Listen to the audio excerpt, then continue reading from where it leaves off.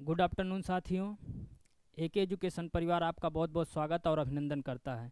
जैसा कि आज का हमारा यह वीडियो प्रमुख लेखकों के रचना पे होगा। ट्रिक के माध्यम से इसे हम पूरा एक छोटी सी वीडियो में समझने का प्रयास करेंगे और जो उनकी महत्वपूर्ण से महत्वपूर्ण रचना है उसे हम इस ट्रिक में क्या किए हैं, समाहित किए हुए हैं।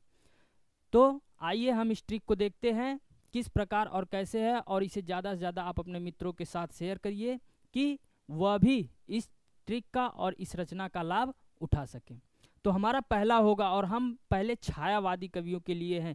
छायावादी जो आधुनिक काल की विधाएं थी उसमें छायावाद जो था उसमें 4 प्रमुख स्तंभ थे। वह 4 प्रमुख स्तंभ लेखक कौन थे? महादेवी वर्मा, सूर्यकांत त्रिपाठी निराला, जयशंकर प्रसाद और सुमित्रानंद पंत। तो हमारा जो पहला है, देखिए महादेवी वर्मा। महादेवी वर्मा का जन्म कब हुआ था? 1907 को। कहाँ पे हुआ था? फर्रुखाबाद में। कहाँ हुआ था साथियों? फर्रुखाबाद में। और इनकी मृत्यु 1987 में कहाँ हुआ था? प्रयाग, जहाँ से हमारा यह वीडियो चल रहा है, स्टूडियो प्रयाग में ही हुआ था। और इनको साहित्य अकादमी पुरस्कार से भी सम्मानित किया गया है। साहित्य अकादमी पुरस्कार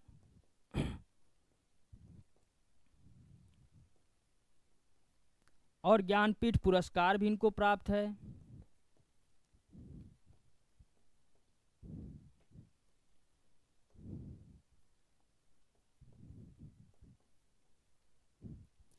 देखिए अब इस ट्रिक में क्या दिया है। प्रथम आयाम में नीरजा ने पथ के साथी रश्मि को निहार कर और सांध्य गीत गाकर स्मृति रेखाएं को अग्नि रेखा बनाकर सप्तपर्णा में दीप शिखा जलाया। अब रचना इनकी देखिए, इस ट्रिक्स में कितनी आ गई इनकी रचना जो महत्वपूर्ण है। प्रथम आयाम ही इनका पहली रचना है। क्या है? प्रथम आयाम। और इसी आयाम में यदि इसको हटा दीजिए, आ को आपने यदि हटा दिया तो या माँ पीछे आ की मात्रा लगा दीजिए तो एक और कौन सी रचना मिल गई इनको? यामा। इसी पे इनको क्या मिला था साथियों? ज्ञानपीठ पुरस्कार मिला था। क्या मिला था? ज्ञानपीठ पुरस्कार। यह पूछ लेता है कि महादेवी वर्मा की किस रचना पर ज्ञानपीठ पुरस्कार मिला था, तो वह कौन सी रचना है? यामा। और यामा किसकी रचना है? महादेवी वर्मा का। देखिए अब दूसरा नीरजा, जो तीसरा आ गया इनका रचना क्या है? नीरजा। और चौथा पथ के साथी। क्या है साथियों? पथ के साथी। फिर रश्मि भी इन्हीं का रचना है। देखिए हमने इस छोटी से ट्रिक में कितनी इनकी रचनाओं को समाहित करने का प्रयास किया। यह केवल मुख्य रचना है। इन लोगों ने बहुत से नाम से रचना किए हैं, किताब लिखे हैं, उपन्यास, कहानी, नाटक, अनेक प्रकार की विधाएं लिखी हुई हैं। तो रश्मि हमको मिल गया, नीरजा मिल गया, और क्या है? निहार। फिर कौन सा मिल गया साथियों? सांध्य गीत भी इन्हीं का रचना। देखिए कितना मजा आ रहा है। इसी छोटी सी ट्रिक में कितनी रचनाएं हमने समाहित करके आपके सामने उपस्थित करने का प्रयास किया है। फिर स्मृति रेखाएं।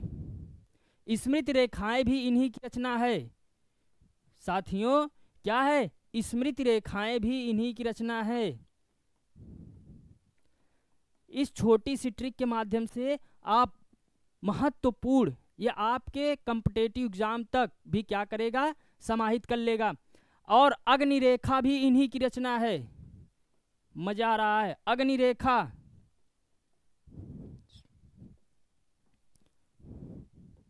क्या है साथियों? अग्नि रेखा। और बनाकर सप्तपर्णा भी इन्हीं की रचना है। सप्तपर्णा भी इन्हीं का रचना है। और दीप शिखा भी इन्हीं का रचना है। दीप शिखा। अब हमको देखिए कितना इस छोटी सी ट्रिक में, 2 लाइन के ट्रिक में कितनी रचनाएं इनका याद हो गया। ऐसे याद करिए। प्रथम आयाम में नीरजा ने, नीरजा मान लो कोई पुरुष का नाम से जोड़ो, नीरजा ने पथ के साथी उसके साथ चलने वाले रश्मि को निहार कर और सांध्य गीत शाम वाली बेला को याद किया और वह गाना गाते गुनगुनाते हुए उस स्मृति रेखाओं को अपनी मानसिकता को दोहराते हुए अग्नि रेखा जलती हुई राख पर क्या किया, सातों पर्वतों को लांग कर दीप शिखा पर चल दिया। यह हमारा ट्रिक था और हमने थोड़ी सी महादेवी वर्मा के जीवन पर भी बात कर लिया। महादेवी वर्मा आपके इलाहाबाद यूनिवर्सिटी से भी पढ़ी हुई थी, संस्कृत में एमए की हुई थी। ये छायावाद के एक स्तंभ मानी जाती है। ये किस विधा से हैं? छायावाद। छायावाद में 4 स्तंभ थे। कौन कौन से? सुमित्रानंद पंत, सूर्यकांत त्रिपाठी निराला और जयशंकर प्रसाद, और एक कौन थे आपके? महादेवी वर्मा। ये आपके 4 थे छायावादी स्तंभ में। देखिए रचना, प्रथम आयाम 1 मिल गया, यामा 2 हो गया, निर्जा 3, प्रथम के पथ के साथ ही 4, रश्मि हो गया आपका 5, निहार आपका हो गया 6, सांध्य गीत आपका हो गया 7, स्मृति के रेखाएं आपका हो गया 8, अग्नि रेखा के हो गया 9, सप्तपर्णी में 10 और दीप शिखा में 11। तो आपके इस छोटी सी ट्रिक में हमने 10 रचनाओं को क्या किया, 11 रचनाओं को समाहित किया। और यामा ज्ञानपीठ पुरस्कार किस रचना पर मिला था इनको? तो आप बताएंगे किस पे? यामा पर। ठीक साथियों, और इनका जन्म कहाँ हुआ था? फर्रुखाबाद में 1907 में, प्रयाग में हुआ था। प्रयाग में इनका मृत्यु हो गया था 1987 में। और साहित्य अकादमी पुरस्कार से शोभित भी हैं, ज्ञानपीठ पुरस्कार से भी पाई हुई हैं। अब हम दूसरे ट्रिक पर चलते हैं। हमारी कौन हो गई? महादेवी वर्मा। इन्हें कवयित्री बोला जाता है, ऐसे लिखाता है कवयित्री। इसमें शुद्ध वर्तनी भी देखा जाता है, कहीं कहीं कवयित्री, कवि ऐसे लिख के दे देंगे, आपको शुद्ध करना पड़ता है, तो यह गलत है। तो कौन सा सही है? यह वाला जो हमारा है कवयित्री। ध्यान रखिएगा यह चीज, ठीक है। अब हम आगे बढ़ते हैं। क्या कह रहे हैं? दूसरा कौन आ गया? जयशंकर प्रसाद। जयशंकर प्रसाद का जन्म कहाँ हुआ था? काशी में। इनका जन्म स्थान कहाँ है? काशी में। जन्म स्थान काशी में हुआ था। और इन्हें एक पुरस्कार भी मिला है, मंगला प्रसाद पारितोषिक। कौन सी वो है उपाधि? मंगला प्रसाद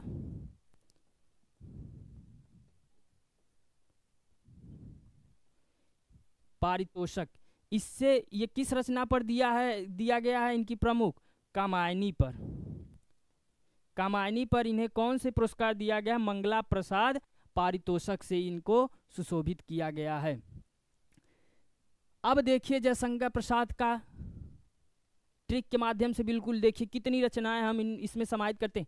प्रेम पथिक चंद्रगुप्त ने इरावती की छाया रूपी करुणालय में एक घूंट आंसू की कामना लिए आधी रात को आकाश के नीचे आया, और तभी स्कंदगुप्त के काम रूपी झरने से, काम रूपी मतलब जो हमारे अंदर काम वासना, वह काम रूपी झरने के लहर से कंकाल की तितली, कंकाल की तितली मतलब उसमें कोई जान नहीं है, कंकाल की तितली उड़ने लगी, यानी सपने में उड़ने लगा। देखिए अब इसमें कितनी रचनाएं समाहित होती हैं। पहला ही हमारा हो गया प्रेम पथिक। प्रेम पथिक इनकी रचना है। फिर दूसरा कौन सा है हमारा? चंद्रगुप्त। आइए तीसरा हमारा मिलता है इरावती। इरावती की छाया रूपी करुणालय। छाया भी इन्हीं की रचना है। क्या है साथियों? छाया। देखिए पांचवा हमारा कौन सा मिला? करुणालय भी इन्हीं का रचना है। करुणालय। फिर एक घूंट आंसू, एक घूंट भी इनकी रचना है और आंसू भी, दोनों देखो, एक घूंट आंसू की कामना, एक घूंट फिर आंसू, फिर कौन सा हो गया आंसू के बाद? कामना भी इन्हीं की रचना है मेरे साथियों। अब नामा देखिए क्या करा? आधी रात। आधी रात भी इन्हीं की रचना है। फिर आकाश के नीचे, आकाश भी इन्हीं की रचना है। स्कंदगुप्त, स्कंदगुप्त इनकी क्या है, रचना है।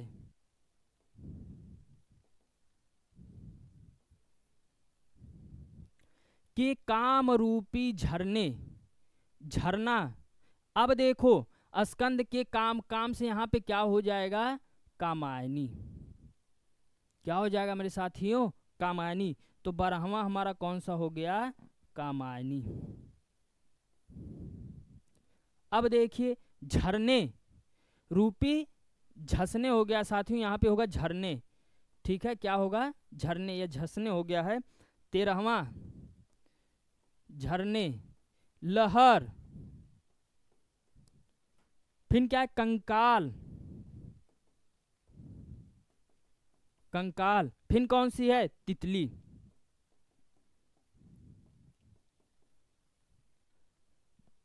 ये देखिए आपको इस केवल 2 से 2.5 लाइन में हमने 16 रचनाएं दिया है। कितनी, 16 रचनाएं।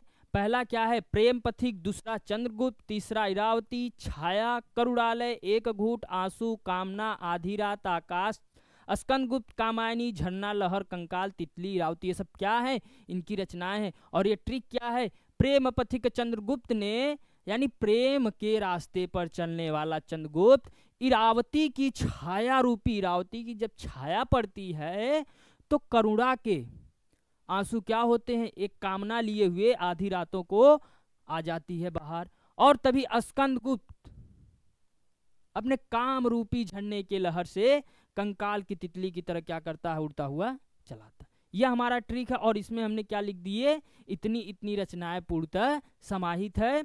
और इनको मंगला प्रसाद पारितोषक किस रचना पर प्राप्त था, तो कौन सी थी, कामायनी। कामायनी किसकी रचना है, जयशंकर प्रसाद की। कितने लोग कामायनी एक्सप्रेस से क्या हैं, आते जाते होंगे।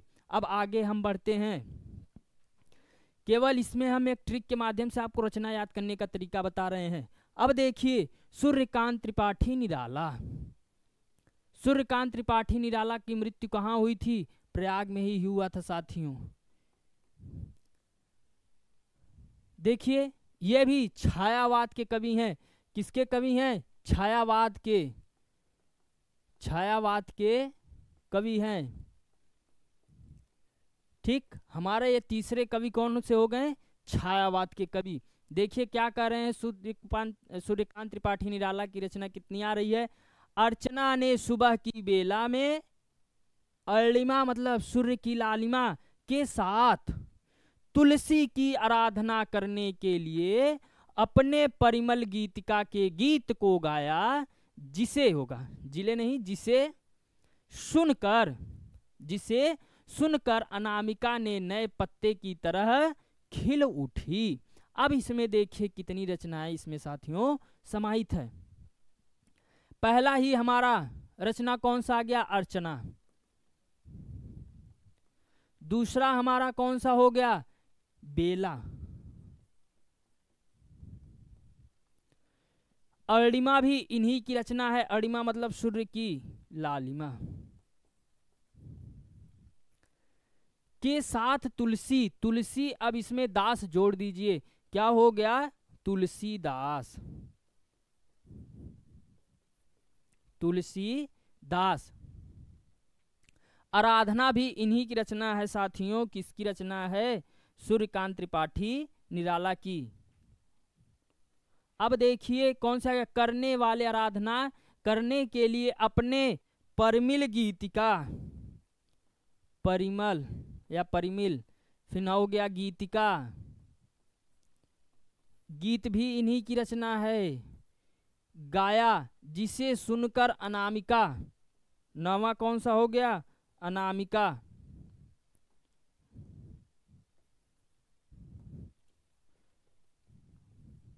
कौन सा हो गया साथियों, अनामिका। और 10वां कौन सा हो गया, नए पत्ते, नए पत्ते की तरह खिल उठी। एक और रचना इनकी लिख लीजिए, 11 क्या है, कुकुरमुत्ता, इन्हीं की रचना है। किसकी है, सूर्यकांत त्रिपाठी निराला की कौन सी रचना है साथियों, कुकुरमुत्ता। तो इस छोटे से ट्रिक में देखिए सूर्यकांत त्रिपाठी निराला की रचना हमें किस तरह प्राप्त हो गई। अर्चना ने सुबह की बेला, मतलब सुबह की बेला जब होती है तो अणिमा के साथ, अणिमा जब आपके घर माता जी होंगी क्या करती हैं, सुबह उठती हैं नहा धो के, जब सूर्य का प्रकाश निकलने वाला होता है तुलसी में जाती हैं जल देने। तो वही है, अणिमा के साथ जब लाल किरण आ गया तो तुलसी को क्या किया, जल चढ़ाया। और आराधना करने के लिए अपने परमिल गीत का, जब आराधना नहीं कहा जाता, आराधना देवों की आराधना में लीन रहिए, तो आप गाना गाने लगते हैं, भक्ति भजन चालू कर देते हैं। तो वही आराधना के साथ मिलकर अपने परमिल गीतिका के गीत को गाने लगा। हरे राम हरे कृष्णा हरे राधा जो था उनके मन में, वो सुनकर अनामिका ने नए पत्ते की तरह खिल उठी। जब सुंदर भजन माँ ने गाया तो उनकी जो छोटी बिटिया थी अनामिका, मैं ट्रिक बता रहा हूँ, यह नहीं कि उनकी छोटी बिटिया सच में, ठीक है, अनामिका ने सुनकर क्या किया, बहुत उसे गुंजित कर दिया और वह खुश हो गई कि मम्मी कितना अच्छा गाना सुनाई। वही अनामिका ने नए पत्ते की तरह खिल उठी। याद हो गया? ऐसे याद करिएगा। अर्चना मान लीजिए हमारी माता जी हैं, सुबह उठती हैं अणिमा के साथ, सुबह की बेला में अणिमा के साथ तुलसी में जाकर क्या करती हैं, आराधना करती हैं और एक परमिल सुरीली आवाज में गीत को गाने लगती हैं। और अनामिका के नए पत्ते, अनामिका ने नए पत्ते भी इनकी क्या है, रचना है, तरह खिल उठती है। इनका एक और रचना है, राम की शक्ति पूजा। क्या है? राम की शक्ति पूजा। ठीक, ये है इंपॉर्टेंट है, पूछ लेता है। लेकिन यह सब जो रचना अणिमा, तुलसीदास, आराधना, परमिल, गीत का गीत नाम का, नए पत्ते, कुकुरमुत्ता, ये सब क्या है, इनकी प्रमुख रचनाएं हैं। तो अब हम आगे देखते हैं। सूर्यकांत त्रिपाठी निराला हो गए, अब हमारे यह रामधारी सिंह दिनकर हैं। देखिए क्या कह रहे हैं रामधारी सिंह दिनकर का, कितना छोटा ट्रिक है, देखिए इसमें कितना रचनाएं मिलती हैं। रण के क्षेत्र में संस्कृत के 4 अध्याय को पढ़कर, 4 अध्याय को पढ़कर उर्वशी ने हुंकार भरी रसवंती के साथ रश्मि के रथ पर चक्रव्यूह रची। कितना दोहा की तरह सजा हुआ है साथियों, ट्रिक कहीं नहीं मिलेगा, इसी एक एजुकेशन पे ही है। अभी क्या है, रण के क्षेत्र में संस्कृत के 4 अध्याय, रण के क्षेत्र में संस्कृत के 4 अध्याय को पढ़कर उर्वशी ने हुंकार भरी रसवंती के साथ रश्मि के रथ पर चक्रव्यूह रची। अब इसमें देखिए रण जो है वह रेणु इनकी रचना है, ठीक। दूसरा क्या है, संस्कृत के 4 अध्याय, संस्कृत के 4 अध्याय, संस्कृत के 4 अध्याय, उर्वशी भी इन्हीं की रचना है, उर्वशी इन्हीं की रचना है साथियों। हुंकार भी इन्हीं की रचना है।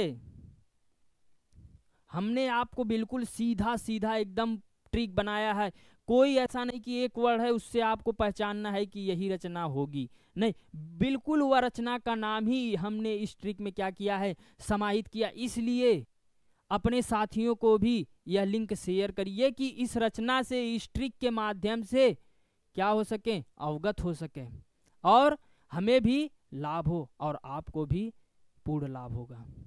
देखिए हुंकार आपको मिल गया, रसवंती भी इन्हीं की रचना है साथियों, रसवंती, और रश्मिरथी, छठवां कौन सी रचना आ गई, रश्मिरथी। देखिए आप कहेंगे सर आप तो रश्मि लिखे हैं, कैसे हमारा रथ जुड़ गया, तो हमने क्या किया साथियों, रश्म के रथ अर्थात रश्मरथी, रश्म के रथ अर्थात रश्मिरथी पर चक्रव्यूह, 7वां कौन सा आ गया हमारा, चक्रव्यूह, चक्रव्यूह रची। यह हमारा 7 रचनाएं किसके हो गए, रामधारी सिंह दिनकर के। कौन सा हो गया, रेणु, संस्कृत के 4 अध्याय, उर्वशी, हुंकार, रसवंती, रश्मिरथी और चक्रव्यूह। ये किसकी रचना है? रामधारी सिंह दिनकर की। ट्रिक क्या हुआ, ऐसे याद करना है। रण के क्षेत्र में संस्कृत के 4 अध्याय। संस्कृति मतलब क्या है? अपने कल्चर को पढ़ने के बाद उर्वशी ने हुंकार भरी, युद्ध से लड़ने के लिए हुंकार मतलब ललकार कर, कि रसवंती के साथ रश्मि के रथ पर चक्रव्यूह रची। ठीक, तो हमारे यह रामधारी सिंह दिनकर का ट्रिक क्या हुआ? कंप्लीट हुआ। अब देखिए आगे, हमने कम से कम लाने का प्रयास किया है। यह भी रामधारी सिंह दिनकर की कितनी रचनाएं आपको मिल गई? 7। अब हम आगे आते हैं सुमित्रानंद पंत। सुमित्रानंद पंत को प्रकृति की सुकुमार कवि भी कहा जाता है। साथियों, पेपर में पूछ लेगा कि प्रकृति के सुकुमार कवि किसे कहा जाता है, तो किसे बताएंगे? सुमित्रानंद पंत को। इनको क्या कहा जाता है? प्रकृति के सुकुमार कवि किसे कहा जाता है? सुमित्रानंद पंत को। देखिए, कला और बूढ़ा चांद, पहली इनकी कौन सी रचना हो गई? कला और बूढ़ा चांद। कला और बूढ़ा चांद, बूदा हो गया इस पे बूढ़ा चांद है। ठीक, और दूसरा लोकायतन, इनकी रचना है लोकायतन। फिर देखिए, स्वर्ण धूलि भी इन्हीं की रचना है। साथियों, कितना बढ़िया ट्रिक बना है कि कोई भी आपको जोड़ना पकड़ना नहीं है, केवल एक बार पढ़ लेंगे आपको ये हमेशा हमेशा के लिए क्या है? मन मस्तिष्क में बैठ जाएगी। अब देखिए, तीसरा हो गया हमारा। पहला क्या मिला? कला और बूदा चांद, लोकायतन, स्वर्ण धूलि, और ये क्या है? स्वर्ण किरण। स्वर्ण किरण हमने नीचे इसलिए लिख दे रहा है कि आपको पूर्णतः स्पष्ट हो जाएगा कि यह रचना इस सूत्र में, इस ट्रिक में क्या है? समाहित है। यह अभी यूट्यूब पर पूरा तरह ताजगी से बिल्कुल नया नया भी पका पकाया हुआ क्या है? आया है। तो इससे आप ज़्यादा से ज़्यादा लोगों को क्या करिए? बताइए, शेयर करिए कि यह रचना एक छोटे से ट्रिक के माध्यम से आपको प्राप्त हो गई है। आप लोग भी पढ़कर इसे क्या करिए? अर्जित कर सके। स्वर्ण किरण हो गया, चिंता से, चिंता में डूब गया, चिंता से डूब गया। साथियों, चिंता से डूब गया अर्थात मणि, चिंता मणि, चिंता मणि। अब देखिए, डूब गया जिससे वह युगांत, युगांत भी इन्हीं की रचना है, युगांत। फिर इनकी रचना कौन सी है साथियों? ग्राम्य, गुंजित, सत्यकाम, ग्रंथि, इन्हीं की रचना है। किसकी? सुमित्रानंद पंत की। सुमित्रानंद पंत की आप कितनी रचना हमको मिल गई? 3, 4, 5, 6, 7, 8, 9, 10। पूर्णतः इस केवल 2 लाइन में आपको 10 रचना हमने सुमित्रानंद पंत के जो महत्वपूर्ण थे उसे समाहित करने का प्रयास किया। याद कर लीजिए, कला और बूढ़ा चाँद अपने लोकायतन की, लोकायतन मतलब नया, लोक के आयतन की स्वर्ण धूलि और स्वर्ण किरण को देखकर, स्वर्ण धूलि मतलब पृथ्वी और आकाश को देखकर चिंता में डूब गया। भैया मैं कहाँ हूँ? बीच में डूब गया, जिससे वह युगांत, युगांत मतलब युगों युगों से आने वाले, ग्राम में गुंजित, जो गांव में कहा गया है, आकाश और पाताल से होने वाली सत्य काम, आपके सत्य के काम से ही क्या होगा? एक ग्रंथ को सुलझाया गया है। आपके इस आकाश और पाताल के बीच को एक ग्रंथ के माध्यम से बता दिया गया कि यदि आप सत्य काम पर, सत्य मार्ग पर चलते हैं तो आपके जो चिंता है वह क्या होगी? सुलझ जाएगी। तो हमने ये भी छायावाद के हैं सुमित्रा, तो कितने लोग को बताया? महादेवी वर्मा, जयशंकर प्रसाद, सूर्य कुमार त्रिपाठी निराला और सुमित्रानंद पंत। और सुमित्रानंद को किस नाम से भी जाना जाता है? प्रकृति के सुकुमार कवि भी कहे जाते हैं। कौन? सुमित्रानंद पंत क्या कहे जाते हैं? प्रकृति के सुकुमार कवि कहे जाते हैं। तो यहाँ तक है कि आपको पूरा समझ में आ गया होगा अच्छे से। एक बार हम इसको रिवीजन कर देते हैं। हाली हाली, हाली हाली मतलब समझते नहीं, जल्दी जल्दी फटाफट, कि आपके मन मस्तिष्क में क्या हो, समाहित हो जाए, चिपक जाए। देखिए महादेवी वर्मा का क्या था? प्रथम आयाम में नीरजा ने पथ के साथ, इसको हम इरेज कर दे रहे हैं, ठीक। देखिए प्रथम आयाम में नीरजा ने पथ के साथ ही रश्मि को निहार कर, यानी प्रेम के आयाम को जानकर नीरज के जो साथ चलने वाले थे, कभी कभी क्या होता है आपके मित्र हैं, लंबे समय से आप साथ चल रहे हैं, उसी से क्या हो गया साथियों? प्रेम हो गया। तो वही पथ के साथ ही रश्मि को, रश्मि यानी कोई उसके साथ वो रश्मि थी, उसको देखा, उसके मन में क्या आ गया? सांध वाली बेला, गोधुली बेला में जो गीत गाया जाता है, जब गायें घर के लिए लौटती हैं तो वह गीत गुनगुनाते गुनगुनाते क्या करता है? स्मृति रेखा को, अपनी बीती हुई बातों को वह दोहराने लगता है, अग्नि रेखा बनाकर। अग्नि रेखा मतलब आग की रेखा। जैसे पता है आपको कि उस मार्ग पर हम जा रहे हैं, फिर भी हम गड्ढे में गिरेंगे और हम तब भी चले जा रहे हैं। सामने गड्ढा है लेकिन हम उसी पे चले जा रहे हैं। वही अग्नि रेखा पर हमने जलते हुए उस पथ के, प्रेम के पथ पर जलते हुए सप्तपर्णा, 7 पथों को डाक कर एक दीप शिखा जलाया। कहा जाता है कठिनाई कितनी भी हो, लड़ने की ताकत होनी चाहिए हमारे अंदर। बाकी कितनी भी रुकावटें आए, उसे हम चुनौतीपूर्ण लड़ते हुए क्या करेंगे? आगे चलेंगे। वर्षों का यह मेहनत आपका एक दिन क्या लाएगा?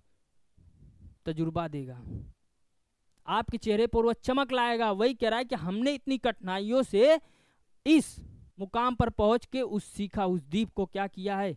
जला दिया है। इसमें कितनी रचनाएं आ गई थी? 11। 11 रचना कौन सी थी? प्रथम आयाम यामा, यामा पर इन्हें क्या प्राप्त था साथियों? ज्ञानपीठ पुरस्कार था। नीरजा, पथ के साथ ही, रश्मिरथी, निहार, सांद गीत, स्मृति की रेखा, अग्नि रेखा, सप्तपर्णा, दीप शिखा। और आगे आइए, जयशंकर प्रसाद का जन्म स्थान कहाँ हुआ था? काशी। देखिए इनका क्या टीक है? प्रेम पथिक चंद्रगुप्त ने, प्रेम के पथ पर चंद्रगुप्त ने इरावती की छाया को करुणामय देखकर, करुणालय से देखकर एक घूंट आंसू, बिछुड़ जाता है जब कोई मिलता है साथियों तो आंसू होते हैं, उसे आप पी जाते हैं। कहा जाता नहीं, थूको नहीं, पी जाओ अब उसे। वह घूंट आप क्या करो? अंदर के लिए दे दो।